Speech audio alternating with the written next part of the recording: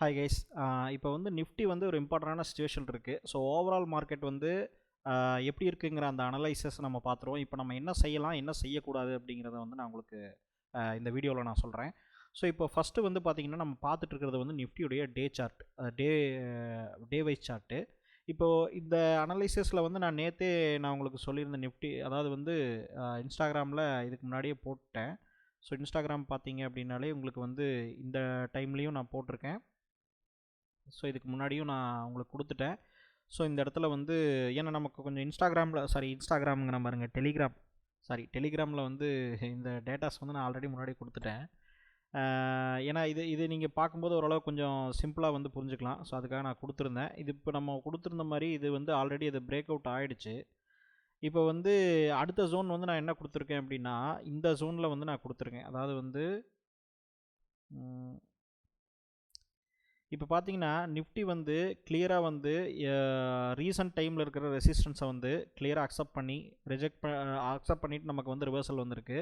So இந்த இடத்துல இருக்கக்கூடியது ஒரு இம்பார்ட்டண்ட்டான இந்த இடத்துல இருக்கக்கூடிய ஒரு ஜோன் வந்து ஒரு மார்க்கெட் ஸ்ட்ரக்சர்னு சொல்லுவாங்க. இந்த மார்க்கெட் ஸ்ட்ரக்சரை வந்து ஃபஸ்ட் டைம் இங்கே பிரேக் அவுட் பண்ணியிருக்கு. இங்கே பிரேக் அவுட் பண்ணும்போதே நமக்கு கிளியராக தெரிஞ்சிடுச்சு மார்க்கெட் வந்து ஒரு எக்ஸ்ட்ரீம் ஒரு டவுன் சைடில் போகிறதுக்கு வாய்ப்பு இருக்குது. ஏன்னா ஃபஸ்ட்டு வந்து இங்கே இருக்கக்கூடிய ரெசிஸ்டன்ஸை ரிஜெக்ட் பண்ணியிருக்கு. ரெண்டாவது இம்பார்ட்டண்டான மார்க்கெட் ஸ்ட்ரக்சரை வந்து பிரேக் அவுட் பண்ணியிருக்கு. ஸோ இது பிரேக் பண்ணிச்சு அப்படின்னாலே ஸ்ட்ரக்சர் வந்து அப் சைட்லேருந்து டவுன் சைடில் ரிவர்ஸ் ஆயிடுச்சு அப்படின்னு அர்த்தம். ஸோ ஏன் இந்த ஸ்ட்ரக்சர் எடுக்கிறோம் அப்படிங்கிறது பேஸ்ட் ஆன் ப்ரைஸ் ஆக்ஷனு. இப்போ வந்து என்னென்னா நெக்ஸ்ட்டு வந்து நம்ம அதுக்கு அடுத்து நான் அந்த டெலிகிராம்லேயே நான் கொடுத்துருந்தேன்.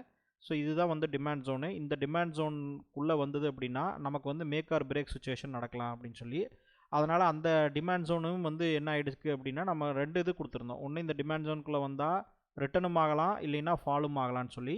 ஸோ அதுவுமே வந்து ஃபால் ஆகிருக்கு.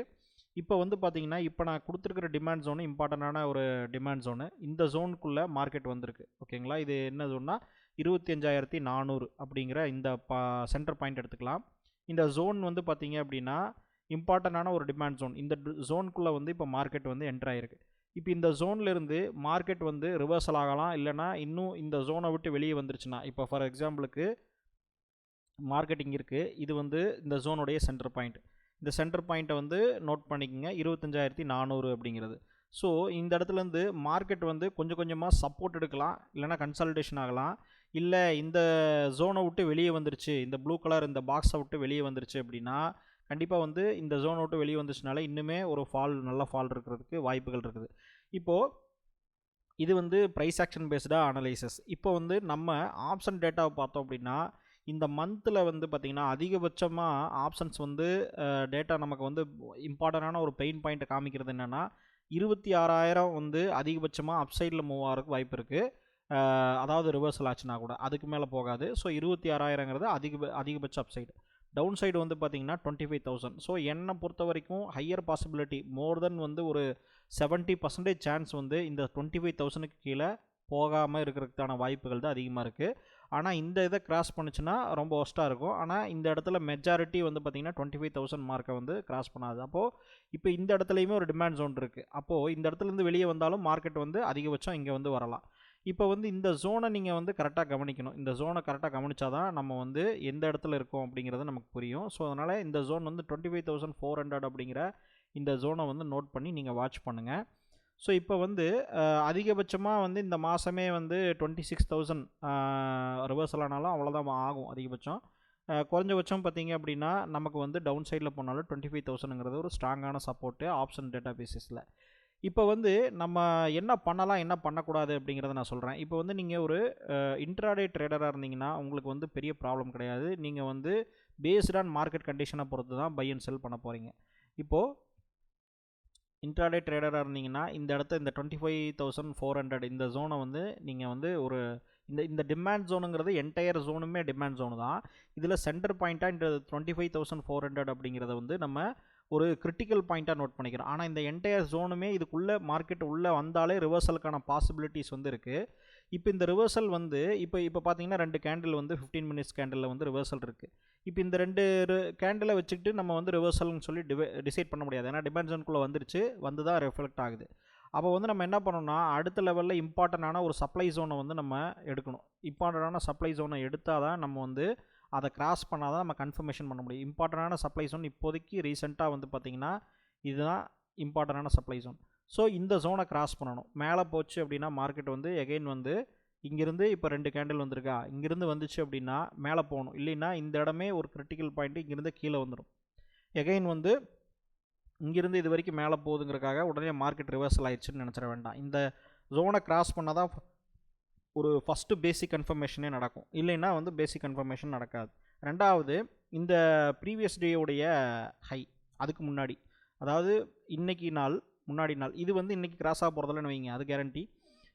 ஸோ இது வந்து ஒரு 2 to 3 டேஸில் கிராஸ் ஆச்சுன்னா நம்ம வந்து ஃபஸ்ட்டு கன்ஃபர்மேஷனாக இதை எடுத்துக்கலாம். ரெண்டாவது கன்ஃபர்மேஷனாக ப்ரீவியஸ் டேவுடைய ஹையை கிராஸ் பண்ணால் எடுத்துக்கலாம். இல்லைன்னா நம்ம வந்து கன்ஃபர்மேஷன் எடுத்துக்க முடியாது. இது வந்து ஒரு ஃபேக் மூவ் வந்து இங்கே வந்து ஃபாலோ ஆகிடும். ஓகேங்களா? ஸோ அதனால் வந்து இந்த இடத்துல கேர்ஃபுல்லாக இருங்க.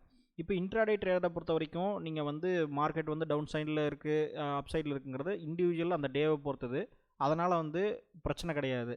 ஸோ லாங் டேர்ம் இன்வெஸ்டர் அப்படிங்கிறவங்களுக்கு வந்து இது வந்து ஒரு நல்ல ஆப்பர்ச்சுனிட்டி. ஏன்னா நிஃப்டியுடைய பிஇ ரேஷியோவை பற்றி நான் இன்னொரு வீடியோ போடுறேன், நிஃப்டியுடைய ஃபண்டமெண்டலை பற்றி நான் இன்னொரு வீடியோ போடுறேன். ஏன் நமக்கு வந்து லாங் டேர்மில் வந்து லாங் டேர்ம் இன்வெஸ்டருக்கு வந்து இது ஒரு நல்ல அக்யூமுலேஷன் ப்ராசஸ், இது ஒரு நல்ல ஆப்பர்ச்சுனிட்டி அப்படி சொல்கிறேன்னு. இப்போ இதில் நடுவில் வந்து ஸ்விங் ட்ரேடிங் இருப்பாங்க. அதாவது ஒரு 5 நாள் 10 நாள் ஹோல்டு பண்ணி நம்ம செல் பண்ணிடலாம், இல்லை ஒரு 2-3 நாள் ஹோல்டு பண்ணலாம் அப்படின்னு நினைக்கிறவங்களுக்கு இது ஒரு ஒஸ்டான டைம். இப்போதைக்கு ஸ்விங் ட்ரேடிங், அதாவது நீங்கள் இப்போ பண்ண போகிறீங்க அப்படின்னா ஸ்டாப் பண்ணிடுங்க. ஆல்ரெடி நீங்கள் ட்ரேட் எடுத்துருந்தீங்கன்னா பேஸ்டான உங்கள் ஸ்ட்ராட்டஜியை பொறுத்து எப்போ எக்ஸிட் ஆவீங்களோ அதை பொறுத்து நீங்கள் ஃபாலோ பண்ணிக்கங்க. ஏன்னா இப்போ மார்க்கெட் வந்து டிமாண்ட் ஜோனுக்குள்ளே வந்திருக்குது, ரிவர்சலும் ஆகலாம், இல்லை பிரேக் டவுன் ஆகி கீழேயும் போகலாம். ஸோ இது 2 விஷயம் நடக்கலாம். அதனால் ஸ்விங் ட்ரேடர்ஸ் வந்து நீங்கள் வந்து கிளியராக வந்து ஒரு விஷயம் புரிஞ்சுக்கணும். ஸ்விங் ட்ரேடிங்கில் நீங்கள் வந்து இப்போதைக்கு டிசிஷன் எடுக்காதீங்க. இப்போ வந்து புதுசாக ஸ்விங் ட்ரேடிங் பண்ண போகிறேன், இன்றைக்கி வந்து நான் ஸ்டாக்கை பை பண்ண போகிறேன், ஒரு 4-5 நாள் கழிச்சோ இல்லை 10 நாள் கழிச்சோ சேல் பண்ண போகிறேன் அப்படிங்கிற மாதிரி டிசிஷன் வந்து இப்போ எடுக்காதீங்க. ஒன்று இன்வெஸ்டிங் சைடில் இருக்கிறவங்க இன்வெஸ்ட் பண்ணுங்கள், அக்யூமுலேஷன் ப்ராசஸ் ஃபண்டமெண்டல் பேஸ்டாக வேல்யூஷன் பேஸ்டாக பண்ணுங்கள். இன்ட்ராடேக்கு வந்து டே ட்ரேடிங்க்கு வந்து பிரச்சனை இல்லை. அவங்களுக்கு வந்து ஓவரால் மார்க்கெட் வந்து மோர் தென் 1 டேயில் என்ன நடக்குது அப்படிங்கிறத பொறுத்து பெரிய மேட்டர் கிடையாது. அதனால் வந்து இன்ட்ராடேங்கிறது வந்து உங்களுக்கு 1 டே வித்தின் டே ஃப்ரேம் ஒர்க்கில் இருக்கிறதுனால ப்ராப்ளம் இல்லை. அவங்களுக்கு வந்து அப்போ அடுத்த நாள் நாளைக்கு நாளானைக்கு அப்படிங்கிறத பற்றி பிரச்சனை கிடையாது. ஸோ இப்போதைக்கு கேர்ஃபுல்லாக இருக்க வேண்டியது ஸ்விங் ட்ரேடர் தான். இப்போ ஒரு 4 நாள் 5 நாள் நான் வந்து ஹோல்டு பண்ணுறேன் அப்படின்னு சொல்லி இப்போ டிசிஷன் எடுக்க வேண்டாம். இன்வெஸ்டிங் பண்ணுறீங்கன்னா தாராளமாக அக்யூமுலேஷன் ப்ராசஸ் பண்ணலாம். அது அட்லீஸ்ட் ஒரு 6 மாதத்துலேருந்து 1 இயர் வரைக்கும் மினிமம் வெயிட் பண்ணணும். இப்போ அந்த மாதிரி இருக்கிறவங்க வந்து வேல்யூஷன் பேஸ்டாக பண்ணுறவங்க வந்து தாராளமாக இப்போ அக்யூமுலேஷன் ப்ராசஸ்க்கு நல்ல ஆப்பர்ச்சுனிட்டி. ஸோ நெக்ஸ்ட் வீடியோவில் வந்து ஜிடிபியோடைய இம்பாக்ட் என்ன, ஃபண்டமெண்டல்ஸுடைய இம்பாக்ட் என்ன, அதே மாதிரி உங்களுக்கு வந்து எதுக்காக நம்ம ஃபண்டமெண்டல் வந்து இப்போ பெஸ்ட் ஆப்பர்ச்சுனிட்டின்னு நான் சொல்கிறேன் அப்படிங்கிறது வந்து உங்களுக்கு இன்னொரு வீடியோவில் நான் போடுறேன். இப்போ வந்து டெலிகிராம் சேனலில் நமக்கு இந்த லிங்க் நான் கொடுத்துருக்கேன் இந்த வீடியோவோட டிஸ்கிரிப்ஷன்லேயே, அதில் நீங்கள் ஜாயின் பண்ணிங்க. நான் ஒரு சில இன்ஃபர்மேஷன் வந்து நான் குயிக்காக போட்டுருவேன் அதுக்காக.